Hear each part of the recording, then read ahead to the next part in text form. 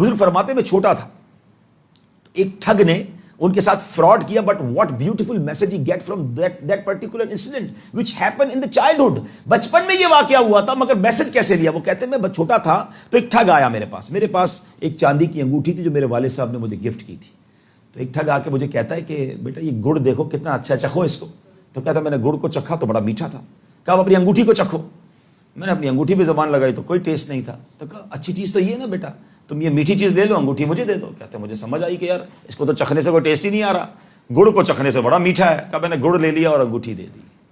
بظاہر تو یہ واقعہ ہے, مگر سچ بتائیں شیطان کیا کر رہا ہے ہمارے ساتھ؟ دنیا کا گڑ دکھا کر آخرت کی انگوٹھی لے رہا ہے نا ہم سے.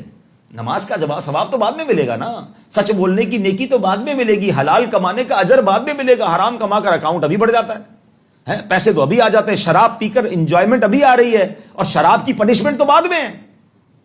کاش یہ بات سمجھ آ جائے. ایک بزرگ کا کال بڑا پیارا ہے پیارے اسلامی بھائی, کاش یہ ادھر نقش ہو جائے. فرماتے ہیں کبھی بھی انجوائمنٹ کے لیے گناہ مت کرنا, کیونکہ انجوائمنٹ ختم ہو جائے گی, عذاب باقی رہ جائے گا. واٹ ایور بیڈ ڈیڈ, کوئی بھی گناہ ہم جب کرتے ہیں تو تھوڑی دیر کی انجوائمنٹ ہے نا. معاذ اللہ کوئی شراب پیتا ہے, کوئی بدکاری کرتا ہے, کوئی فلمیں ڈرامے دیکھتا ہے, کوئی جناب اللہ نہ کرے بے حیائی کرتا ہے, یا جو بھی گناہ ہوتے ہیں اس کی تھوڑی دیر کی لذت ہے. تھوڑی دیر کے بعد وہ لذت تو ختم ہو گئی, مگر اس کا جواب, اس کا عتاب, اس کا عذاب باقی رہ گیا. اللہ اکبر. اگلا جملہ فرماتے کبھی بھی مشقت کے لیے نیکی مت چھوڑنا.